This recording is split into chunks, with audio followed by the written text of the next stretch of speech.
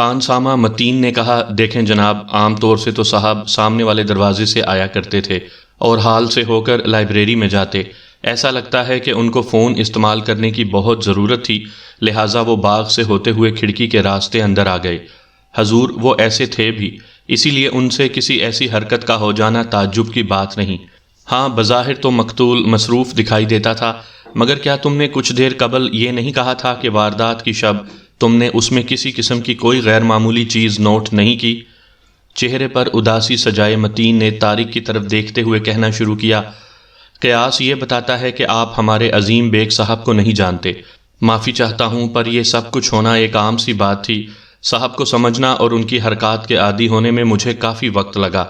کبھی تو وہ تنہا بالکل ساکت سوچ میں ڈوبے بیٹھ کر تمباکو نوشی کرتے، کبھی کتاب پڑھتے اور کبھی خود لکھتے یا سیکرٹری کو کچھ لکھوا کر ٹیلی گرام یعنی تار بھجوا رہے ہوتے۔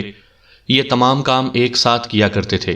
میں ان کو دیکھ کر حیران ہوتا کہ لگاتار ایک گھنٹہ یا کبھی اس سے بھی زیادہ وہ یہ سب کام کیا کرتے تھے۔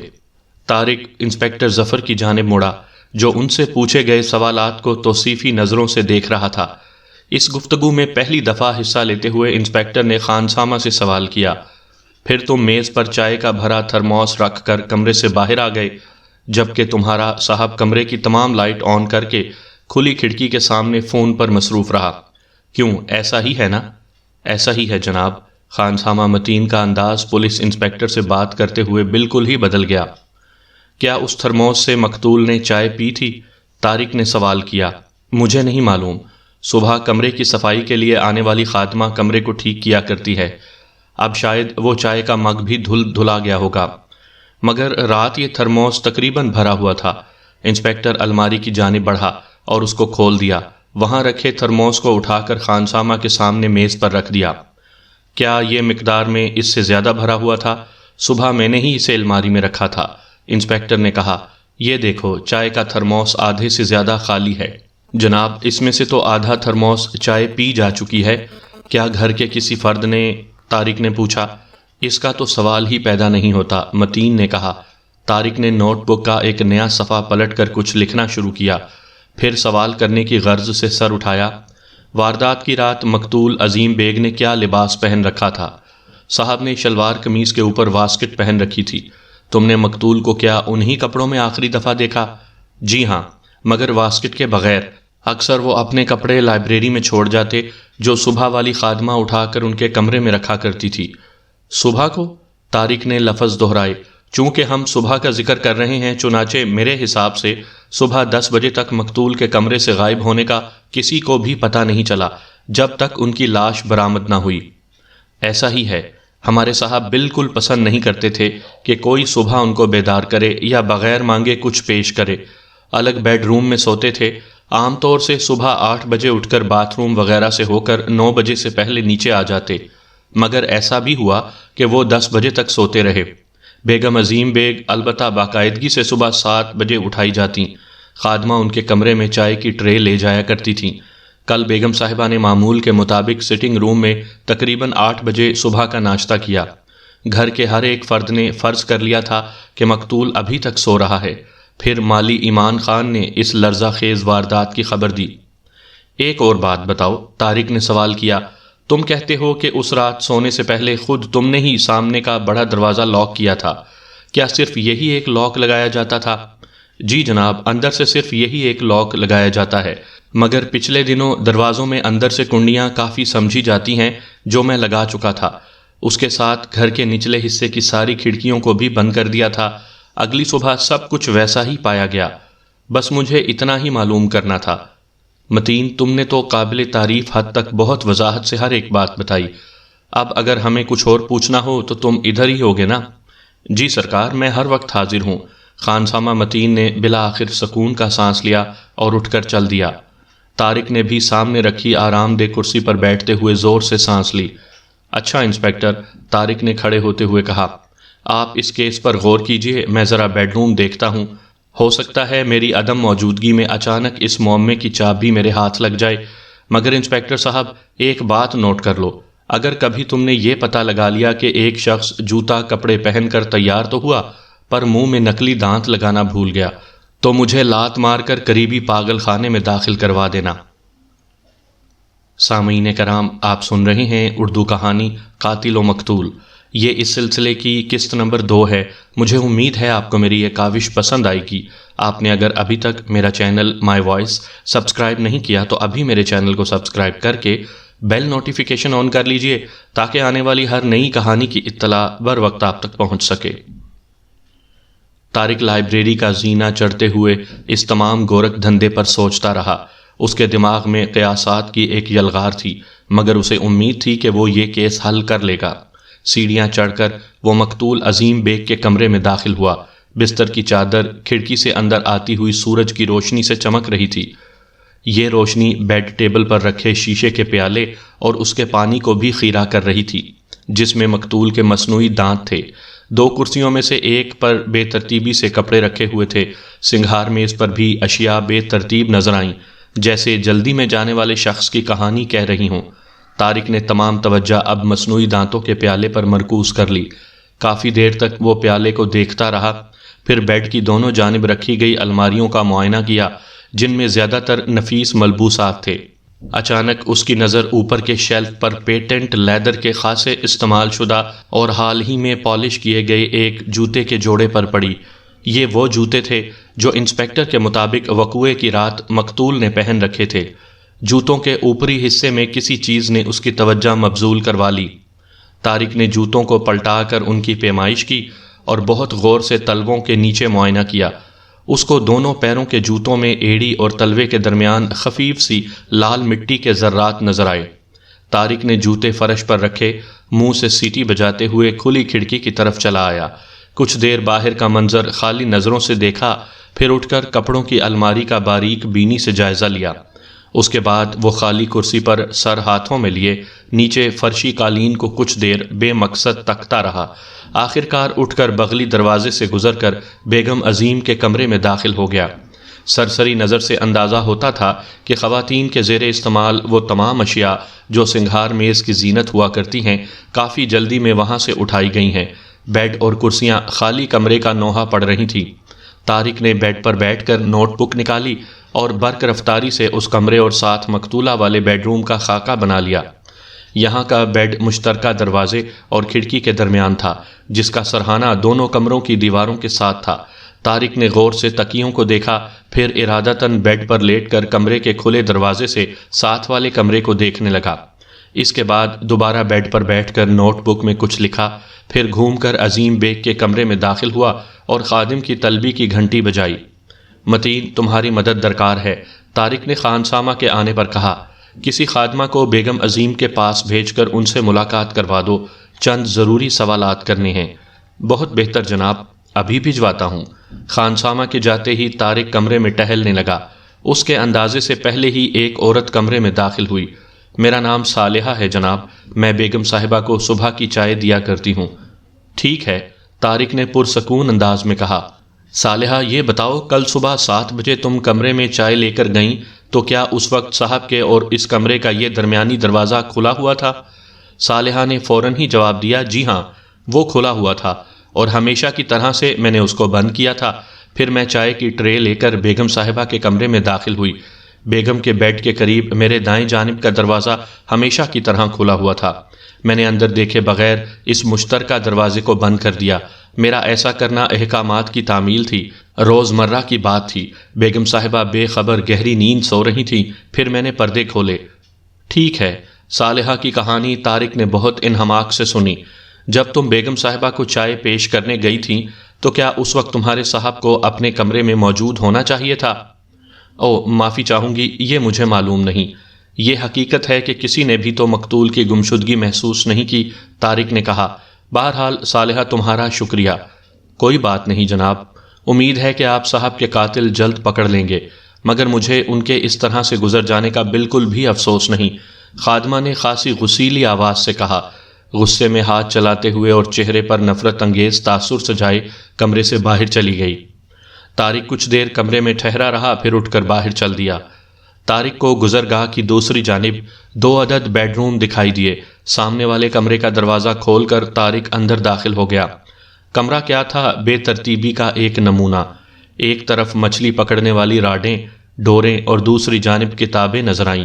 کھڑکی کے عین نیچے ایک جوتوں کی قطار تھی۔ طارق نے ایک نگاہ ان سب اشیاء پر ڈالی اور پھر جوتوں کا معائنہ کرنے لگا۔ منہ سے خفیف سیٹی بجاتے ہوئے کچھ جوتوں کی پیمائش بھی کی۔ اس سارے عمل کے بعد وہ بیڈ کے کنارے پر بیٹھ کر بے مقصد کمرے کی چھت کو تکنے لگا۔ پھر طارق کی عقابی نظروں نے سگریٹ کیس کے برابر رکھا ریوالور کیس تلاش کر لیا۔ کھولنے پر ہلکا چھوٹا ریوالور برآمد ہوا۔ دستے پر حروف ZA کھدے ہوئے تھے۔ طارق ابھی اس کی نال کو دیکھ اور سونگ ہی رہا تھا کہ زینے پر کسی کے اوپر آنے کی آہٹ سنائی دی۔ انسپکٹر مظفر کمرے کے کھلے دروازے میں آ کھڑا ہوا۔ میں تم ہی کو ڈھونڈ رہا تھا۔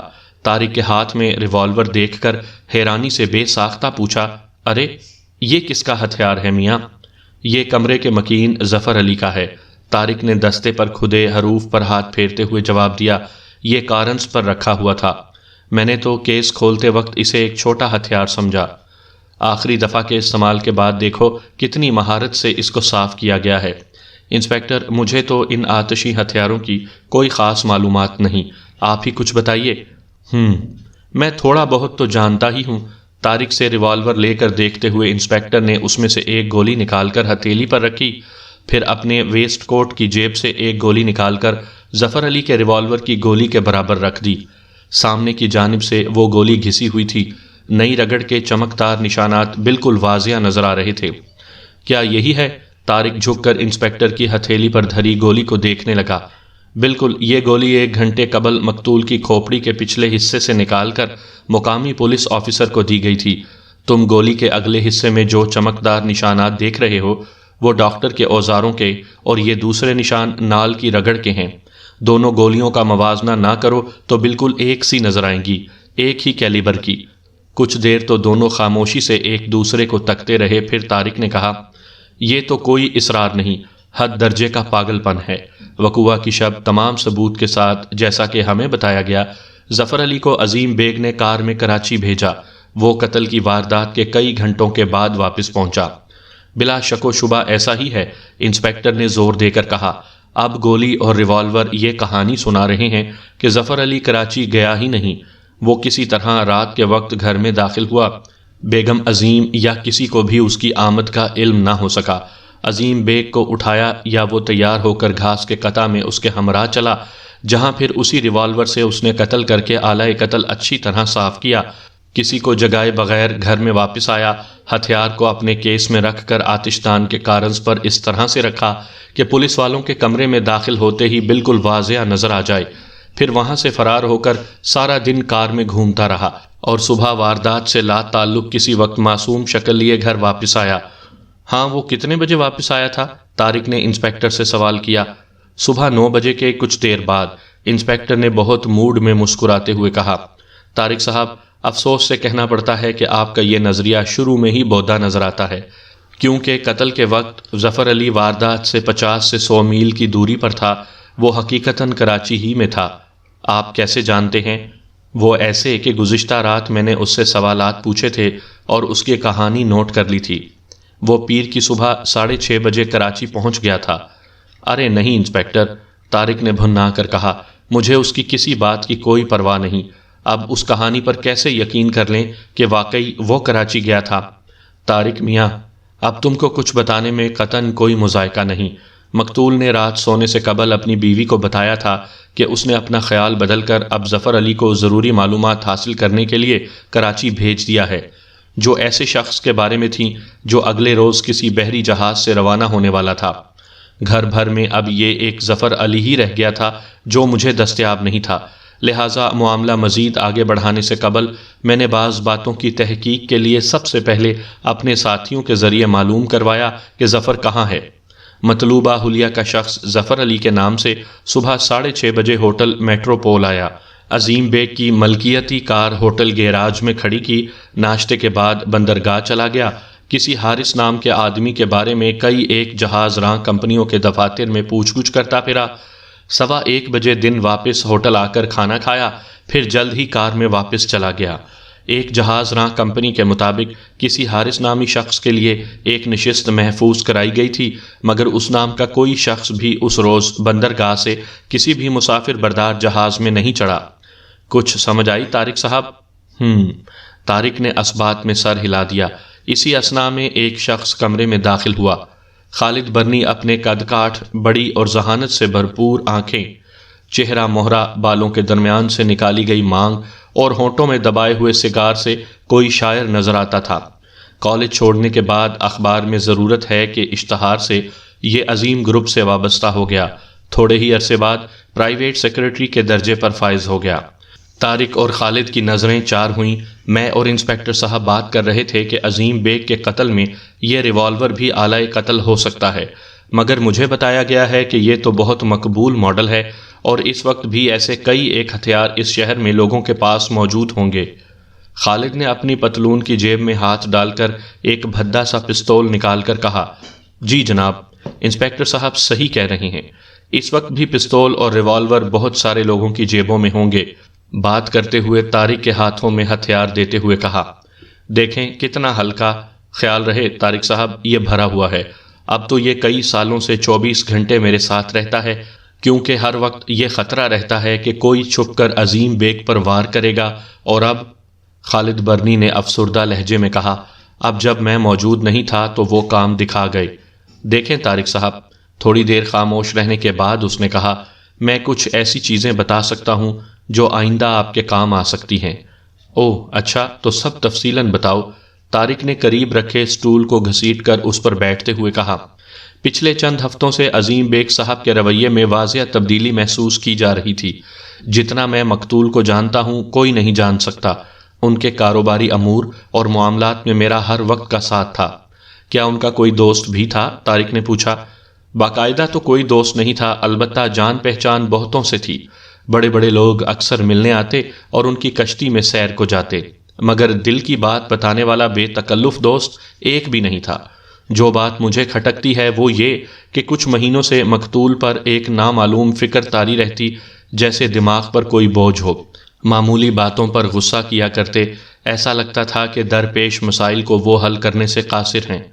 کچھ ہفتوں سے قوت ارادی اور کام میں دلچسپی ختم ہوتی جا رہی تھی۔ یہ بھی بتاتا چلوں کہ ان میں ہونے والی تبدیلیوں کا صرف مجھی کو علم ہے۔ مقتول نے اپنے کام میں دلچسپی لینا چھوڑ دی تھی۔ ایسا اس سے پہلے کبھی نہیں ہوا تھا۔ دماغی حالت ٹھیک نہیں لگتی تھی۔ میں نے کسی ڈاکٹر کو دکھانے کا مشورہ دیا تو مجھے جہنم میں چلے جانے کو کہا۔ ان کی یہ پریشانی صرف میں ہی جانتا ہوں۔ اس خراب حالت میں جب بیگم صاحبہ کا آمنا سامنا ہوتا تو حیرت انگیز طور پر صاحب ایک ثانیہ میں بدل کر پرانے والے عظیم بیگ بن جاتے۔ تمہارے خیال میں کوئی ان کی جان لینے کے در پہ تھا؟ طارق نے پوچھا۔ جی ہاں، بے شک، خالد نے جواب دیا۔ اچھا، عام طور سے کہا جاتا ہے کہ ذہنی دباؤ سے بھی ایسی صورتحال پیدا ہو سکتی ہے۔ خصوصاً بڑے کاروباری لوگ کچھ زیادہ ہی متاثر ہوا کرتے ہیں۔ کیوں، ایسا ہی ہے نا؟ یہ نو دولتیوں اور چور دروازے سے دولت مند بننے والوں کے ساتھ ہوتا ہے جب ان سے دولت ہضم نہیں ہوتی، خالد نے جواب دیا۔ طارق نے سگار کا دھواں نکالتے ہوئے سوچا کہ یہ خالد تو مقتول کی گھریلو پریشانیوں کو بھی جانتا ہوگا، اور سوال کیا، مجھے لگتا ہے کہ مقتول کے اپنی بیوی سے تعلقات کشیدہ تھے۔ جی ہاں، خالد نے جواب دیا، مگر عظیم بیگ جیسے شخص کے لیے یہ معمولی بات ہوگی۔ مقتول کی پریشانی کے اسباب اس بات سے کہیں بڑے ہوں گے۔ ہمارے صاحب ایسے ہی نہیں ٹوٹ پھوٹ گئے تھے۔ طارق نے سامنے بیٹھے ہوئے خالد کی آنکھوں میں جھانکا، جہاں اسے معصومیت نظر آئی۔ ان دونوں کے بیچ کیا مسئلہ تھا؟ طارق نے سوال کیا۔ ظفر علی اور میں نے بارہا اس موضوع پر بات کی، مگر کسی نتیجے پر نہ پہنچ سکے۔ خالد نے طارق کے قریب آ کر کہنا شروع کیا، پہلے میں سوچتا تھا کہ مقتول اولاد کے نہ ہونے کی وجہ سے مایوس ہے، مگر پھر ظفر علی نے بتایا کہ معاملہ اس کے برعکس ہے۔ یہ معلومات بیگم صاحبہ کی ملازمہ سے حاصل ہوئی تھی۔ طارق نے بے ساختہ کہا، صالحہ، اور دل میں کہنے لگا کہ اچھا، تو اس کے غصے کی یہ وجہ تھی۔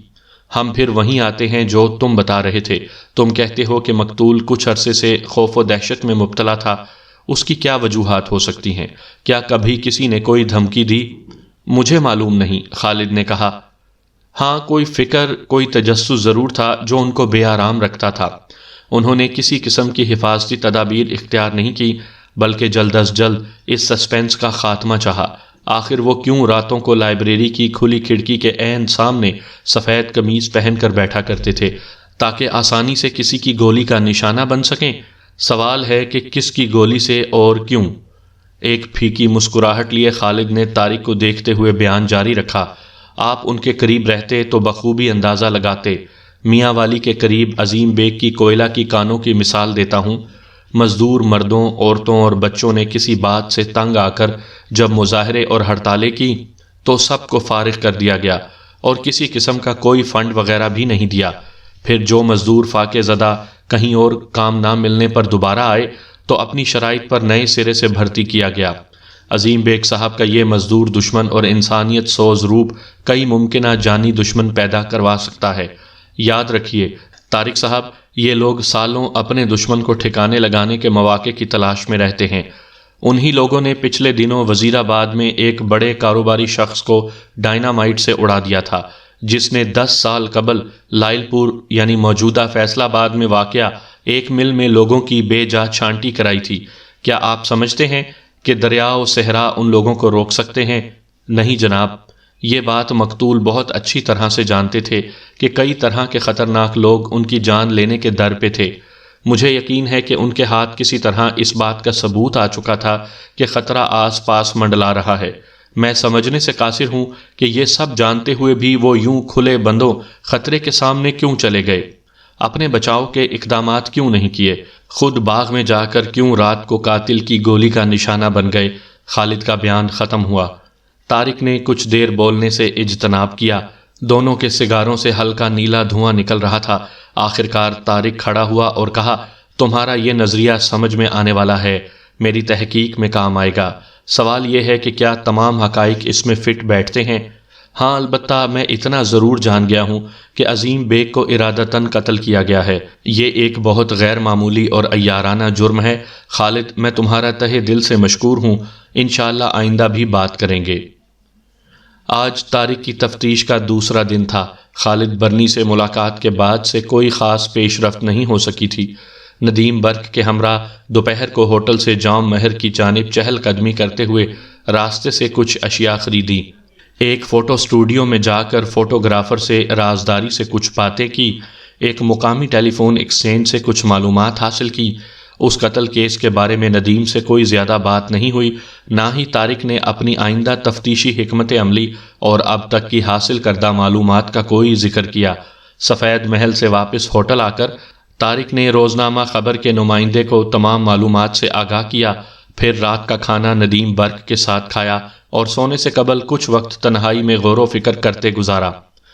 آج صبح بھی وہی سوال اس کے دماغ میں گونج رہا تھا کہ اس کیس کا سرا کیسے پکڑا جائے۔ وہ جتنا آسان سمجھ کر آیا تھا اتنا ہی مشکل نظر آ رہا تھا۔ رات بھی اسی دماغ سوزی میں گزری۔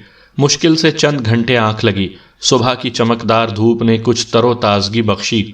ہوٹل میں ندیم برق کے ساتھ ناشتے پر طارق نے خالد برنی سے اپنی بات چیت کا خلاصہ اور اس کا نظریہ بتایا۔ کیا آپ پوسٹ مارٹم انکوائری سے قبل سفید محل جائیں گے؟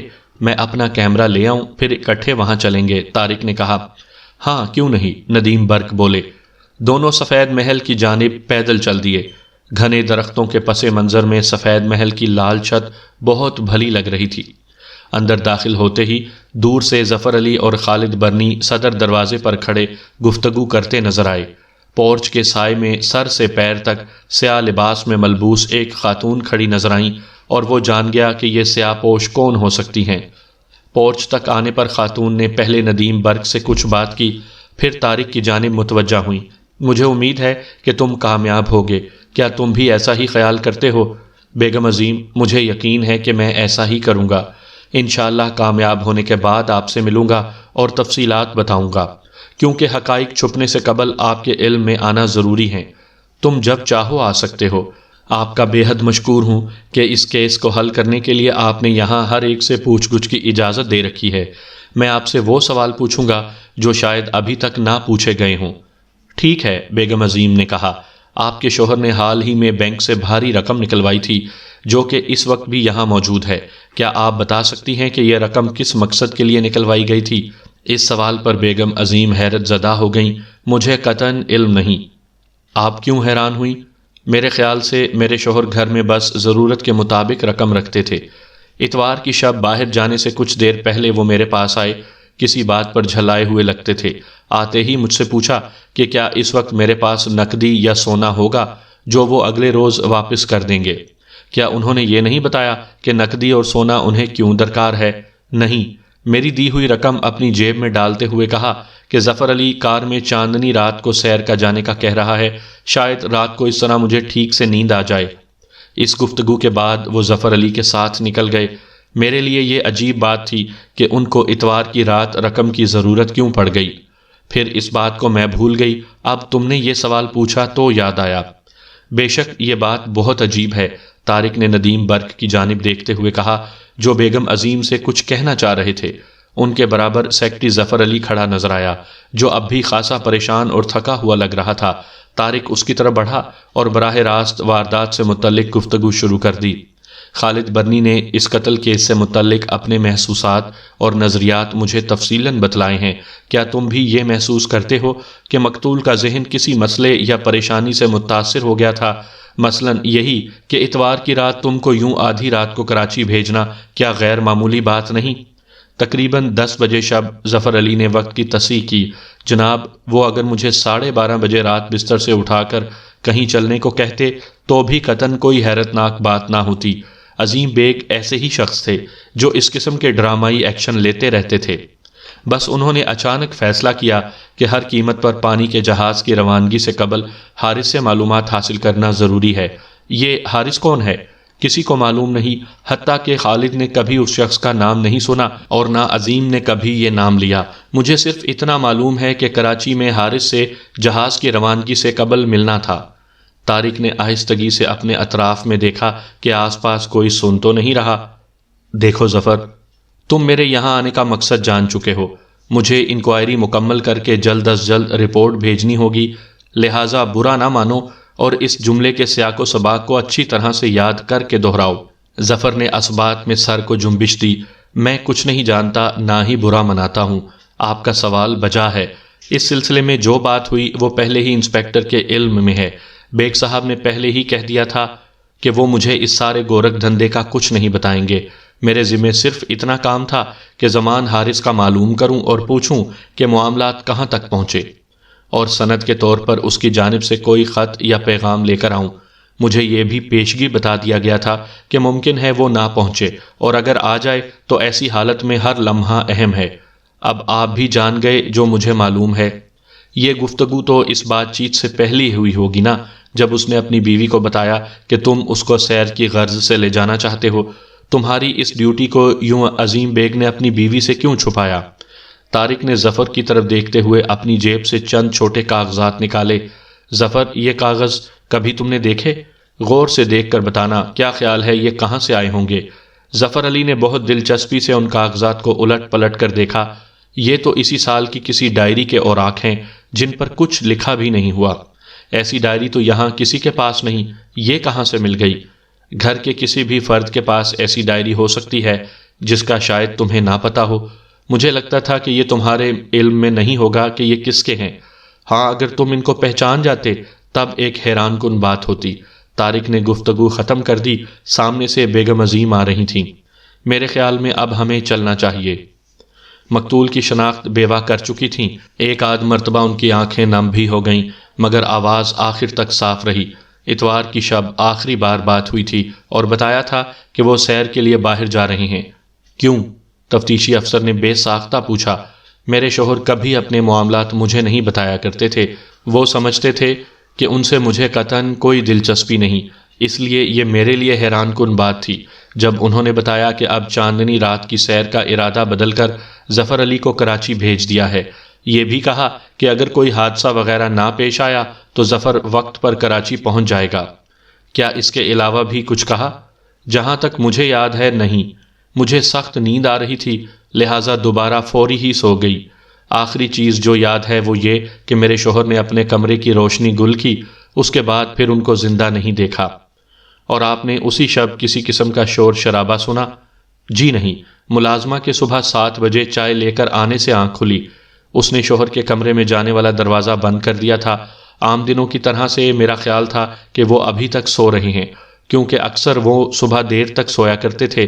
تقریباً صبح 10 بجے کسی نے بتایا کہ میرے شوہر یہ کہہ کر بیگم عظیم نے سر جھکا لیا۔ بیگم عظیم، بہت معذرت کے ساتھ ایک تکلیف دہ سوال پوچھنا ضروری ہے، وہ یہ کہ کیا یہ صحیح ہے کہ آپ اور آپ کے شوہر کے باہمی تعلقات پچھلے کچھ عرصے سے کشیدہ تھے؟ دونوں کے درمیان باہمی اعتماد اور بھروسے والی بات نہیں رہی تھی؟ اگر یہ سوال ضروری ہے تو خاتون نے نہایت آرام سے کہا، میں اس کا جواب دوں گی تاکہ کوئی غلط فہمی نہ رہے۔ ان آخری چند ماہ سے میرے شوہر کا سلوک انتہائی درجے کا تکلیف دہ ہو گیا تھا۔ وہ مجھ سے بد دل ہو گئے تھے اور اکیلے رہنا زیادہ پسند کرتے۔ ان تبدیلیوں کے میرے پاس کوئی توجیہ نہیں تھی۔ کوئی چیز تو یقیناً ہم دونوں کے بیچ آ چکی تھی، مجھے معلوم نہیں کہ وہ کیا تھی۔